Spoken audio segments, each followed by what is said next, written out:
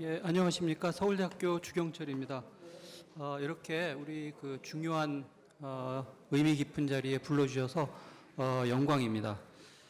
오늘 좀 전까지 축사 내용들, 특히 우리 원로 회장님들 말씀을 들으니까 그냥 하는 말씀이 아니라 정말 감동적입니다. 우리 현대사에 이런 식의 어떤 우리 지금 이런 발전을 이루는데 제일 앞에 서셨던 그런 분들께서 그야말로 살아있는 역사를 말씀을 해주시는데, 그거를 듣는데, 이게 우리 앞 세대에 이러이러한 것이 이렇게 기반이 돼서 여기까지 왔구나 하는 그런 생각을 새삼 해보게 됐습니다. 사실 그 말씀만 들어도 그냥, 되겠다 싶어요. 여기에 내가 뭘 덧붙이랴 싶은데, 뭐 같은 내용을 확인하는 그런 정도겠습니다만 준비한 내용을 좀 간략하게 말씀드리도록 하겠습니다. 바다를 뭐라고 의미를 부여할까? 저는 한마디로 이렇게 이야기를 하고 싶어요. 바다는 생명이다. 우리 지구 표면의 70%가 바다고, 생명이 바로 바다에서 움터서 지금 이렇게 자라고 있고, 그 다음에 지구의 환경을 지키는데 이제 바다가 결정적인 역할을 하고 있다는 이야기를 다 하고 있습니다. 그리고 이제 세계 경제를 지탱하는 게 또 바다라는 점을 우리가 잘 알고 있습니다. 그래서 바다의 기회를 살린 민족은 성하고 바다를 버린 민족은 쇠락했다. 이거를 사실은 좀 강조드리고 싶습니다. 그리고 미래에도 우리 바다가 아마도 우리의 생존의 핵심 공간일 것이다. 대한민국의 미래도 바다에 달려있다. 이렇게 이야기를 해야 될 것 같습니다. 이런 점은 바다가 얼마나 중요한 역할을 했는가를 아주 한두 가지 이렇게 역사상의 사례만 봐도 바로 확인을 할 수 있을 겁니다. 지구상에 인간만큼 이렇게 퍼져 사는 동물 없죠. 되게 어디 그냥 한 지역에 살고 있지. 열대에서부터 저 북극까지, 그 다음에 저지대에서 저 고산지대까지 이렇게까지 멀리 퍼져 사는 동물은 지구상에 없습니다. 그런데 이렇게 인간이 온 지구상에 확산해 나가는데도 결정적인 역할은 사실은 바다예요. 오스트레일리아로 인류가 들어가고 아메리카 들어가고 태평양 그 모든 섬마다 사람이 살게 된 데에는 결국 인간의 이 타고난 건 아니겠죠. 이제 발전시키겠죠. 문화적으로 해양 능력. 인간이 육상동물이면서도 이렇게 바다를 이용할 줄 아는 게 인간의 가장 큰 탁월한 그런 능력인 것 같습니다. 고대 문명, 우리 옛날에 세계사에서 다들 배우셨겠습니다만, 인더스 문명, 메소포타미아 문명, 이렇게 옛날에 배웠잖아요. 그거 우리가 옛날에 배운 바로는 마치 그 내부에서 그냥 이렇게 독자적으로 발전을 하다가 쇠락했거니 이렇게 생각하지만, 최근 고고학적 연구에 의하면은, 예컨대 인더스 문명하고 메소포타미아 문명은 바다를 통해서 서로 굉장히 아주 초기부터 활발하게 교류를 했습니다. 그 바다를 통해서 서로 물자도 교류하고 또 정신적 문명 이런 것도 서로 교환하면서 발전을 한 거죠. 이슬람권 620년이죠. 그 이슬람의 원년, 이슬람권이 형성이 됩니다. 이슬람 종교가 나오고 이제 이슬람권이 형성이 되고, 그것부터 딱 2년 전에 618년이 당나라 창건입니다. 그렇게 잘 사는 그 중국의 제국하고 이슬람권이라고 하는 이 둘 다 세계사적인 사건인데, 또 한 가지 중요한 건 이 둘이 이슬람권과 중국이 굉장히 긴밀하게 서로 만나고 교류를 하는데 그 길이 사실은 바다입니다. 이거는 조금 이따 다시 이제 말씀을 드리도록 하겠습니다. 그래서 제가 생각하기에는 인류사를 우리가 볼 때는 두 개의 큰 축으로 볼 수 있을 것 같아요. 대륙과 대양. 또 잠깐 다르게 표현을 하자면은 대륙 지배와 대양 지배, 이 두 세력 간의 충돌이라고 하는 것이 우리가 이 세계사, 어쩌면 오늘날의 이 세계를 읽는 굉장히 중요한 틀이라고 볼 수도 있을 것 같아요. 지금 영어로 텔루로크라시라고 하는 저 단어는 아마 제가 알기에 아직 우리나라 영어 사전에 등재도 안 된 신조어에 해당돼요. 지금 저거 이야기하는 사람이 많이들 알고 계시겠습니다만 알렉산드르 두기인이라고 푸틴의 정신적 스승이죠. 이 두기인의 주장이 러시아는 대륙 지배의 운명을 타고났다. 이 유라시아 광대한 대륙을 지배를 해야 된다.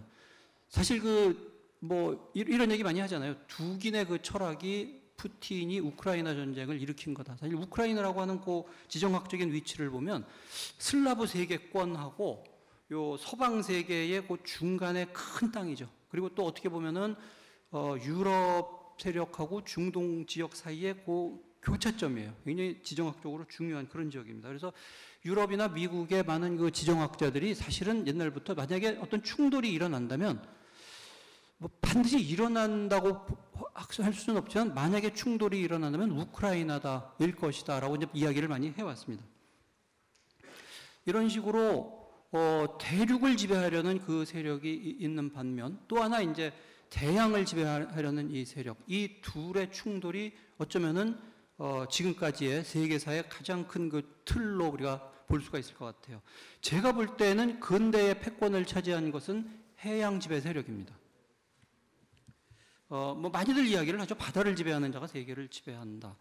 우리가 흔히 인용하는 그런 인물이 월터 롤리, 16, 17세기의 영국의 모험가, 정치인 이렇게 이야기를 할 수 있겠죠. 그 다음에 그보다도 더 유명한 사람은 알프레드 머헨이 이제 19세기 말 20세기 초에 이제 미국의 운명은 어떻게 될 것이냐. 이제 그 동부에서 출발해가지고 캘리포니아 서부까지 서부 개척 다 끝났는데 미국이 이제 어떻게 할 거냐. 그럴 때 과감하게 바다로 나가서 세계 바다를 지배해야 된다라고 하는 아주 지금 우리가 볼 때는 그냥 할 만한 이야기 아닌가 싶은데 당시로서는 정말 혁신적인 개념이라고 그러죠. 이런 주장을 했습니다.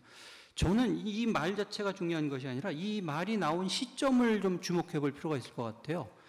영국이 사실은 중세에는 이탈리아가 가장 잘 살고 번영하는 문화적인 경제적 중심지일 때 영국은 사실 좌편두리의 양치기 국가, 가난한 국가였어요. 그러다가 이제 세계의 패권을 차지하러 막 일취월장하는 그 순간, 그 시점에서 이제 이런 주장을 하죠. 20세기를 보통 이제 미국의 세기라고 이야기를 하는데, 미국이 이제 세계의 패권을 잡기 위해서 본격적으로 세계로 나아가는 그 시점, 그런 시점에 지금 이런 주장이 나옵니다. 제가 그래서 한번 궁금해서 그 중문학과 교수한테 한번 물어봤어요. 중국 텍스트 거기에 바다와 관련돼 가지고 바다를 이용한다, 바다를 통제한다, 바다를 지배한다. 혹시 이런 말이 나오냐? 요새는 왜 그 데이터베이스 돌려가지고 이거 찾아볼 수 있잖아요. 그랬더니 한 사나흘 있다가 답하기를 그런 얘기 안 나온다. 나올 것 같지가 않아요. 이 바다를 이용하는 정도를 넘어서 바다를 지배하자고 하는 개념은 정말 어그레시브한 개념이거든요. 이 정도의 어떤 적극적인 그 정도 개념이 나오는 정도가 돼야 이제 세계 패권을 노릴만 하겠죠. 바다를 지배함으로써 최강의 어떤 그 세력으로 성장한 사례를 든다면은 우선 당장 로마를 들 수 있을 것 같아요. 로마는 첫 출발은 정말 미미하죠. 아마 여의도만 하다고 할까요? 이렇게 작은 요만한 나라고 그 이웃 또 고만한 그 세력들하고 이렇게 충돌하면서 거기서 세력 다툼하고 이거 그러다 이제 거기서 승리하고 그러면서 이제 우리가 세계사에서 배운 대로 그 로마가 이탈리아 반도를 통일을 하죠. 사실 여기까지도 대단한 위협입니다. 우리식으로 말하자면 이제 어느 한 세력이 미미하게 출발을 해가지고 한반도 전체를 통제하는 강력한 국가로 성장했다. 이거 대단한 건데 사실은 여기까지의 일은 아무리 그래봤자 로컬 차원의 일이에요. 거기서 끝났다면 그거는 그냥 어느 세계 전체적으로 보면 어느 한 그 지역에서 지네끼리 툭탁거리고 말았을 것이다. 그런데 중요한 거는 이제 이 시점에 로마는 바다로 나갑니다. 바다로 나간 로마. 이거는 정말 이제 세계사적인 사건이죠. 제가 수업 시간에 학생들 보고 이제 이 지도를 이렇게 놓고 로마의 판도를 한번 이렇게 그려보세요. 그러면은 유럽을 이렇게 동그라미를 쳐요, 대부분. 틀린 거죠. 로마는 유럽의 남부하고 아프리카의 북부입니다.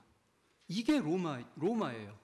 다시 말하면은 로마 제국의 한복판에는 지중해가 있습니다. 바다를 통해서 강력해지고 바다를 통해서 팽창하고 바다를 지배한 그런 제국이에요. 바다로 이제 팽창한 그 첫 번째 무대가 이제 시칠리아죠. 지금 저 혹시 지도를 보시면은 지금 이게 시간이 없어서 자세하게 말씀드릴 수는 없습니다만 이제 시칠리아가 참 재밌는 게 시칠리아 그러면 마피아의 고향 뭐 이렇게만 이야기를 하는데 사실은 그것보다 더 중요한 게 지중해 세계의 가장 핵심적인 지정학적인 요충지예요. 저게 보면은 지중해를 서지중해, 동지중해로 나눴을 때 꼭 딱 중간에 그 지중해를 양분하는 가운데 있고 유럽 세력과 아프리카를 잇는 교량이에요. 요거를 통제하면 이제 지중해를 통제하죠. 그래서 시칠리아라고 하는 게 이제 이탈리아 반도를 이렇게 보통 장화로 표현하는데 장화 앞에 있는 돌멩이 뭐 이렇게 아주 가깝죠. 근데 저기로 나가서 저 시칠리아를 첫 번째 해외 속주로 차지하는 그 시점이 아마 이제 로마의 역사에서는 결정적인 전환점입니다. 로마가 이제 드디어 바다로 나간 거죠. 나가자마자 바로 부딪히는 게 카르타고입니다. 이 서부 지중해 세계의 강자. 이 카르타고를 쳐서 통제하고 그리고 이제 서부 지중해 지역을 지배한 다음에 다시 동부 지중해 지역을 최종적으로 지배를 해서 이제는 육상 제국이자 동시에 해상 제국. 이게 아마 가장 강력한 제국의 형태일 것 같아요. 모든 제국은 다 그렇습니다. 설사 육상에서 출발하더라도 어느 단계에 이르러서 바다를 지배하지 못하면 쇠락해요. 조금 이따 다시 말씀드리겠습니다만 몽골 제국 이건 뭐 전형적인 가장 대표적인 육상 제국이지만 이 한창 정점일 때는 일본해 뭐 이쪽에서부터 그다음에 그 우리 동해 뭐 이쪽도 노리고 남중국해, 자바 그리고 페르시아 여기를 잇는 그 해양력을 키우려고 했거든요. 로마야말로 가장 강력한 육상 제국이자 해상 제국. 그래서 그 때문에 최강의 제국으로 성장한 그런 사례라고 할 수가 있습니다. 그래서 이 지중해를 로마인들은 마레 노스트룸, 우리의 바다, 우리의 고향인 거죠. 이 제국의 고향이라고 할 수가 있습니다. 좀 반대되는 사례가 중국일 것 같아요. 사실 우리가 중국이라고 할 때 머리에 떠오르는 게 너무 좀 천편일률적인 잘못된 견해일 수도 있어요. 우리는 생각에 사고에 관성이 있어가지고 중국 그러면은 너무 일방적으로 육상제국이라고만 생각합니다만 사실은 바다와 완전히 절연된 그런 문명만은 아닙니다.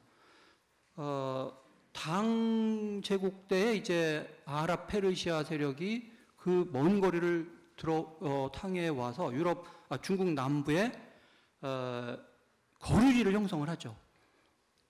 누구는 10만이라고 그러고 누구는 20만이라고 그러고 무슨 놈의 숫자가 이렇게 편차가 크냐. 그 기록에 따라 조금 다릅니다. 그런데 그 당시의 인구는 세계 인구는 지금의 10분의 1이기 때문에 저때 10만, 20만의 의미는 지금으로 보면은 100만, 200만의 의미예요. 저 정도의 어마어마한 거류지가 남부 중국에 만들어지고 이걸 통해서 중국이 저 해양 세계와 간접적으로 관계를 맺죠. 다만 이때까지는 중국인이 바깥으로 나간 게 아니라 외지인이 유럽으로 이제 들어와서 교역을 하는데 그 송대에 들어가면 이제 중국 상인과 선원들이 비로소 바깥으로 나갑니다. 이 송대가 아마 상대적으로 보면은 중국의 그 경제력이 가장 앞섰던 그런 때예요. 이 역사가들은 이 당시에 송의 경제를 두고 아시아 경제, 어쩌면 세계 경제가 돌아가는 그 모토 역할을 했다라고 이야기를 합니다. 더 흥미로운 게 이제 원이죠. 좀 전에 그 말씀을 드렸습니다만 원은 출발은 저 북방 유목민족이잖아요. 근데 중국으로 들어오고 저 페르시아로 들어가면서 거대한 인류 역사상 어쩌면 가장 큰 그 육상 제국을 건설을 했어요. 요것만 보통 이야기를 합니다만 사실은 그 과정에서 해양력을 키우죠. 송을 공격해 들어갈 때 이 송이 무슨 강이나 호수에서 이렇게 저항을 하고 이 과정에서 수군을 키우지 않을 수가 없습니다. 그래서 자기가 쳐서 깨트린 송의 수군력을 처음엔 껴안고 그걸 더 발전시키고 나중에 최종적으로 이제 송을 그 최종적으로 정복했을 때쯤이면은 해군력까지 이제 갖추고 있어요. 그래서 이 육상의 거대 그 세력을 밑에 해양력으로 이렇게 보충하는 두 개의 세계를 기획을 했다고 저는 생각을 하는데, 다만 이제 그게 최종적으로 완성되지는 못했습니다. 그게 완성됐다면 정말 어마어마한 세계를 지배하는 거대한 세력으로 남았을 텐데, 거기까지는 이르지 못했습니다만, 어쨌든 원은 의외로 중국 제국 중에서 가장 그 발전된 해양력을 가진 그런 제국이라고 할 수가 있습니다. 요게 이제 이 굉장히 장구한 시간 동안 발전해온 중국의 해양력이 최종적으로 귀결된, 그게 우리가 잘 알고 있는 명초의 정화의 남해 원정이죠. 이건 뭐 많이들 알고 계실 겁니다. 현재 우리 그 기록상으로 보면은 그 정화의 남해 원정을 이야기할 때 플래그십, 그러니까 그 기함, 그 선대의 주축 선박인 보선이 과연 어느 정도 크기냐, 여러 가지 논란이 있습니다만 일반적으로 교과서상으로는 130m라고 이야기를 해요. 130m.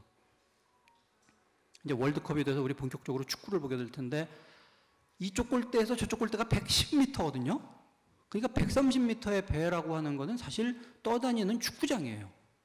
이만한 배는 19세기 말이 돼서야 영국에서 최강의 어떤 해군을 만들 때 나오는 배거든요. 그러니까 20세기 이전에 역사상 가장 큰 배입니다. 비교해서 보자면 저 지금 그림에 작게 그려져 있는 저게 콜럼버스가 대서양을 건널 때 배인데, 요 콜럼버스의 배는 테니스 코트만 해요. 문자 그대로 테니스 코트. 그래서 그 세 척의 배를 가지고 대서양을 건넜는데, 그 세 척의 선박을 정화 선박에 그리면은 한 중간 정도에 이렇게 세 척을 다 그릴 수가 있죠.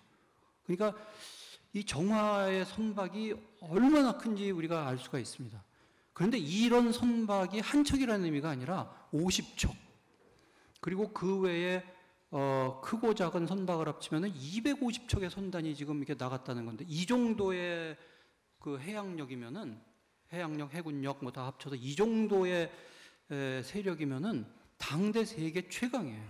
그래서 오늘날 중국이 다시 꿈꾸고 있는 게 아마 저런 중국으로 다시 되돌아가겠다 그러겠죠. 뭐 어느 정도 시간이 걸릴지는 모르겠습니다만, 여기서 이제 흥미로운 게, 사실은 이렇게 중국이 이 시점에 그렇게 강력한 해양력을 가지고 있었다, 이것도 흥미롭지만 저걸 이제 버리는 거죠. 이건 뭐 여러 가지 아주 복잡한 그런 역사상에 논란이 되고 있는 문제입니다만, 결론적으로 바다를 버리죠. 해상 진출을 스스로 포기합니다. 아까 말씀드린 대로 바다를 지배하는 자가 세계를 지배한다, 그런 시대로 들어가고 있을 때, 그때 우승 후보가 누구냐 그러면 중국이에요. 중국. 근데 우승 후보가 우승 직전에 자기가 그냥 떠난 거죠. 그리고 바로 그 직후에 유럽이 이제 전 세계 각지로 팽창을 해 나갑니다. 중국의 해상 후퇴, 바로 뒤이은 유럽의 해상 팽창. 저는 이게 근대 세계사의 가장 중요한 전환점인 것 같아요. 가장 중요한 부대에서 가장 중요한 그 세력 교체, 이게 이제 요 시점에 일어난 거죠. 오늘날 이제 중국이 그 뒤처졌던 그거를 되살리려고 그렇게 노력을 하고 있는 거죠. 그러니까 중국은 말하자면 이 시점에서 세계사의 큰 흐름에서 스스로 뒤처진 겁니다. 그러니까 아편 전쟁에서 그렇게 비참하게 패배하고 하는 그 먼 어떤 기원이라고 그럴까요? 그러면 여기에서 찾을 수 있을 것 같아요. 한 가지 사례만 좀 간단하게 더 보도록 하겠습니다. 프랑스 사례입니다. 우리는 이제 그 이후의 역사를 알고 있기 때문에 앞 시대 역사에 이렇게 자꾸 투사를 하는 경향이 있어서, 영국이 세계의 패권을 잡고 이제 이런 걸 알고 있기 때문에 상대적으로 프랑스의 해군력은 굉장히 약하지 않았을까 생각을 하는데, 생각보다 그렇게 약하진 않아요. 그런데 이제 그러니까 뭐 꼴베르, 루이 14세 시대의 재상이죠. 꼴베르 같은 경우는 이제 그걸 알고 있어요. 이 국가가 강해지려면 반드시 해군력을 가지고 있어야 된다. 그래서 정말 그 루이 14세를 설득하기 위해서 온갖 노력을 다해요. 이 전하, 배가 정말 중요합니다. 근데 아무리 그래도 이해하지 못하잖아요. 그래서 베르사유에 가보면 왜 그 운하 굉장히 길죠. 거기에 소형 선박들을 이렇게 만들어가지고 이왕 뱃놀이 하실 거면 여기서 술 드시라고 그러면서 전하 이게 프리기트함입니다. 전하 이게 뭡니다. 그러면서까지 설득을 하려고 그러는데 잘 안 됐어요. 그리고 이제 이러면서 그 육상 혹은 육군 중심으로 이제 가고 있고요. 그러다가 프랑스 혁명 당시에 귀족 출신 그 장교들, 특히 해군 장교들을 전부 숙청해 버립니다. 이게 뭐 귀족 출신이니까. 그 당시에는 장교 되려면은 귀족 출신이어야 되잖아요. 이 영향이 결국 나폴레옹까지 갑니다. 나폴레옹의 역사를 보면 우리가 이제 잘 알잖아요. 그 러시아에 들어갔다가 거기서 진 거다. 뭐 그게 맞습니다. 맞는데 사실은 러시아에서 지기 이전에 그 트라팔가 해전 이런 데서 지고 봉쇄당하고 이럼으로써 바다에서 먼저 지고 들어간 겁니다. 이런 여러 사례에서 알 수 있다시피 바다를 버리면 나락으로 떨어지는 걸 우리가 확인을 할 수가 있어요. 여러분들이 다들 이제 강조해서 말씀하셨습니다만 사실 우리도 유구한 그 해양 전통을 가지고 있죠. 최신 고고학 발굴 결과, 뭐 제가 이제 구술 연구 이렇게 썼는데 우리나라 요즘 저 남부지방 뭐 이런 데서 땅을 파면은 고분 뭐 이런 데서 구술이 나와요, 구술. 근데 그 구술 어디서 만든 거냐? 이거 이제 그거는 화학 성분 가지고 이게 다 이거 조사를 해볼 수가 있거든요. 베트남, 그 다음에 저 중동 지역, 심지어는 유럽의 영향을 받은 이런 구술들이 거기서 나와요. 그러니까 구술은 썩질 않으니까 나오지만 구술이 들어왔다는 것은 다른 많은 물품도 들어왔다는 얘기죠. 다시 말해서 한반도는 완전히 외떨어진 섬이 아니라 그 고대부터 쭉 이어져 왔던 그 초장거리 해양 실크로드. 보통 여태까지는 해석이 해양 실크로드는 인도양을 거쳐서 중국 남부까지 갔다라고 이야기를 하는데 이제 우리나라 이 실물이 나오니까 이것이 한반도 여기까지 이어진 거다. 그러니까 한반도는 해양 실크로드의 종착점이자 출발점이에요. 요즘 그 역사학자들이 그런 이야기 많이 한다. 혹시 지금 만약에 어떤 역사학적인 지식을 가지고 계신 거다 그러면 다 옛날 거라고 생각하시면 돼요. 최근에 논문 쓰는 그 국사학자들 뭐라 그러냐면 내 논문 유효기간이 3년이야 그래요. 생각보다 굉장히 빨리 발전합니다. 3년 지나면 누가 또 어디 땅 파서 그거 나오면은 또 뒤집어지고 또 뒤집어지고 그래요. 그래서 우리나라의 고대사도 그냥 육상국가라고만 우리 쭉 이야기를 해왔는데 사실은 해양국가의 성격이 굉장히 강하다고 재해석할 가능성도 상당히 높습니다. 그러니까 우리 뭐 장보고 이순신 뭐 이런 이야기 많이 했습니다만 이게 괜히 나온 게 아니죠. 굉장히 유구한 전통이 있었습니다. 근데 이제 조선시대에 들어와서 오히려 그 소중화주의 뭐 이러면서 이제 명과 마찬가지로 바다를 버린 거죠. 오늘날 지금 우리가 아마 우리 5,000년 역사의 최고 정점이 아닐까 이런 생각을 해요. 우리 아마 저 정도 연배 혹은 그 이후 분들은 다 기억하시잖아요. 우리 60년대 얼마나 힘들고 못 살았나. 근데 이 정도까지 왔다는 거 사람이 한평생에 후진국에서 선진국으로 가는 거를 몸으로 겪었다. 이거 정말 예외적인 일이거든요. 근데 이렇게 된 게 결국은 우리가 고립 상태에서 벗어나서 세계와 접속을 했기 때문입니다. 그 도표는 그래서 교실 같으면 자세하게 설명하겠습니다만 그냥 간단하게 결론만 해석만 말씀을 드리도록 하겠습니다. 세계 경제사 연구의 최신 그 집성이에요. 말하자면은 세계 각국들이 19세기 이후에 어떤 경로로 어떤 식으로 발전을 해서 어디에 이르렀는가 하는 건데 저 도표가 말해주는 바는 우리와 똑같은 조건에서 출발한 나라 그 나라들이 지금 어디에 와 있냐면 6,000불에 와 있어요. 6,000불. 그러니까 우리도 지금 1인당 GDP 6,000불 정도 와 있으면은 정상이에요. 정상. 근데 지금 우리가 요 표가 만들어진 시점에 우리 25,000불 정도 갔었거든요. 지금 이제 3만 불 넘고. 우리가 세계사적인 예외예요. 그 예외가 지금까지도 계속 되고 있는 거죠. 우리 오늘날의 그 제조업 기반 보면 놀랍죠.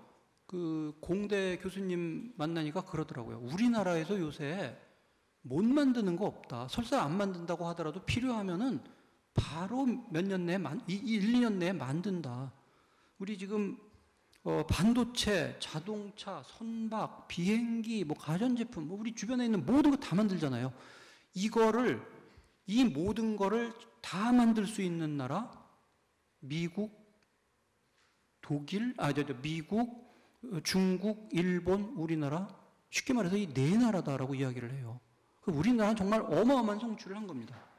최근에 우리 이제 그 방산 이야기를 많이 하는데, 이거는 그냥 단순히 방산, 그쪽 산업이 지금 돈을 잘 번다 차원이 아니라 세계를 지키는 어떤 가장 중요한 보루를 우리가 하고 있다는 점에서도 이거 정말 자랑스러운 일이죠. 제가 이제 이 말씀을 드리는데, 이 영광의 시대가 어째 이제 슬슬 한계에 이르지 않나 좀 불안해요. 제 시대까지는 이 모든 걸 보고 어떤 정점에 이르는 걸 누렸는데, 혹시 우리 아들, 딸 세대 가면은 여기서부터 이제 미끄러지나 이래서는 안 되잖아요.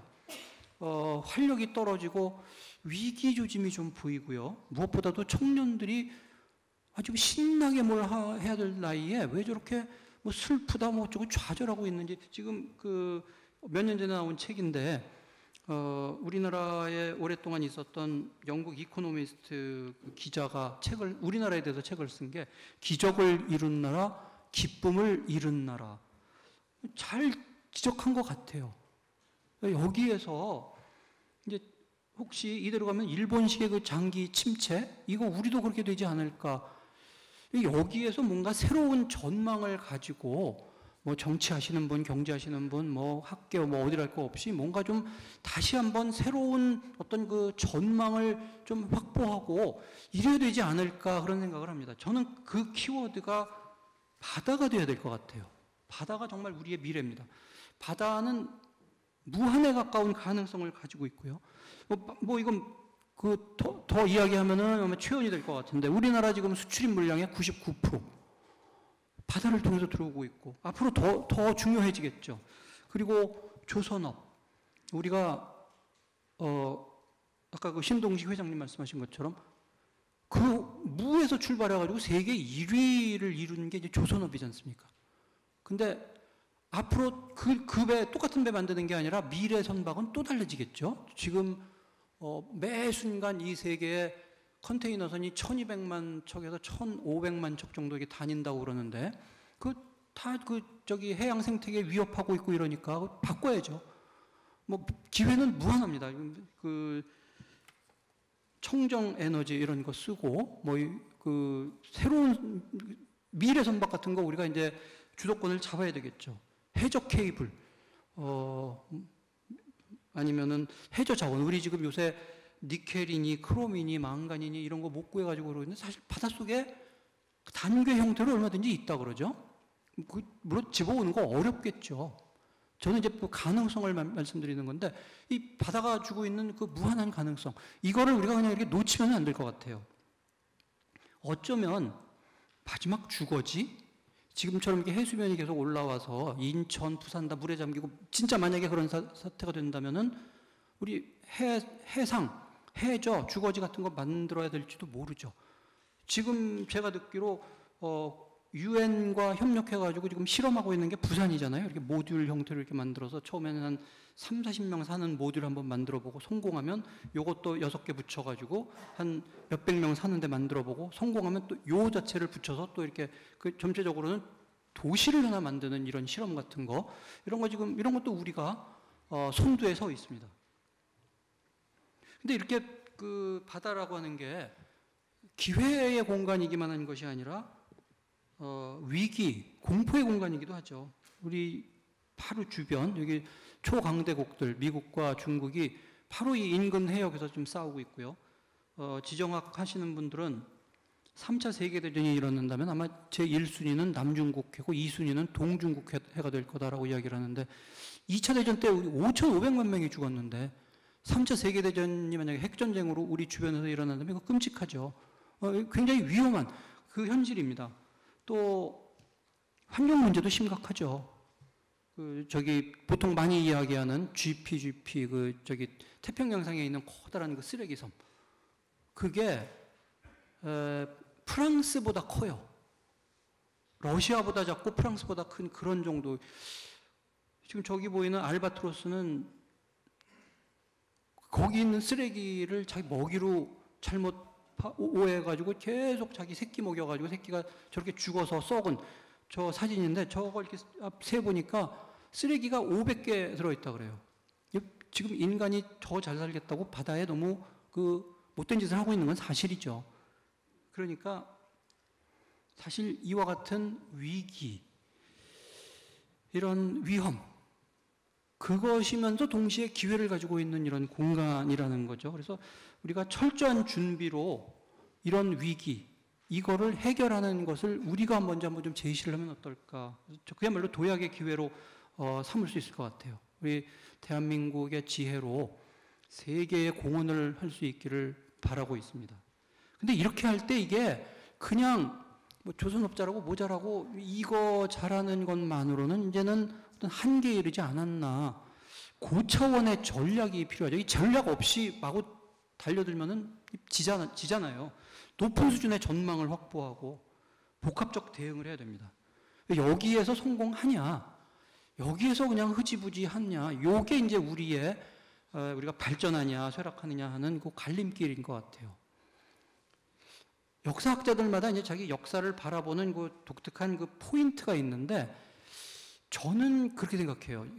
뭐 영국과 프랑스를 비교한다든지, 뭐 중국을 비교한다든지 할 때, 어떤 나라가 왜 성공했을까, 어떤 나라가 왜 잘 나가다가 쇠락했을까, 요거를 읽어내는 중요한 포인트가 국가와 자본, 혹은 뭐 달리 이야기하면 정부와 사회, 요 둘이 어떻게 만나느냐예요. 요게 서로 상생하며 시너지 효과를 내는 만남. 영국처럼 이게 중산층이 막 발전을 하면서 경제적으로 성장하고 그 대표가 의회에 들어가고 그게 다시 또 세외로 뻗어나가고 그거를 정부가 서포트하고 하는 이런 식의 어떤 좋은 관계를 이룰 때에 세계 패권을 잡는 거죠. 요런 데 실패하면은 뭐 국가도 힘을 잃고 그 사회, 자본도 힘을 잃고요. 지난날 중국에서는 왜 자본주의가 발전하지 않았을까? 자본주의 대신 황제 체제가 자리 잡은 거예요. 황제가 정치 권력이 너무 강해서 자본의 성장을 아주 억압한 겁니다. 이러면은 이제 결정적인 도약을 못 해요. 혹은 합스부르크 스페인처럼 국가가 정책을 펴려고 하는데 무능하다. 이러면 이제 안 되죠. 요 시점에서 우리가 이 어느 한쪽 잘한다고 되는 게 아니라 요거를 잘 코오디네이트 할 수 있는 어떤 그런 계기를 마련해야 되지 않을까. 바다가 우리의 미래인데 거기에 접근할 때 이거를 좀 잘 그 현명하게 지혜롭게 어떤 그 포인트를 잡아야 되지 않을까 그런 생각을 합니다. 그래서 결론을 말씀드리자면은 바다를 통합적으로 전망하고 조정하고 발전을 선도할 통합 컨트롤 타워가 필요하다고 할 수가 있습니다. 근데 사실 제가 아까 다른 분들하고 이런 얘기를 했더니 제가 이런 결론인데 어때요? 맞아요. 맞는데 여태까지 매번 그 얘기했어요. 라고 말씀을 하시더라고요. 이제 말하는 게 중요한 게 아니라 이거를 지금 바로 논의를 해서 이걸 이제 실천을 해야죠. 말만 계속하면 뭐합니까? 그래서 오늘 이것을 좀 계기로 해서 우리가 어떤 새로운 출발점, 좋은 어떤 도약의 계기를 마련했으면 하는 생각을 해봤습니다. 예, 제가 드리는 말씀 이것으로 마치도록 하겠습니다. 예, 경청해 주셔서 감사합니다.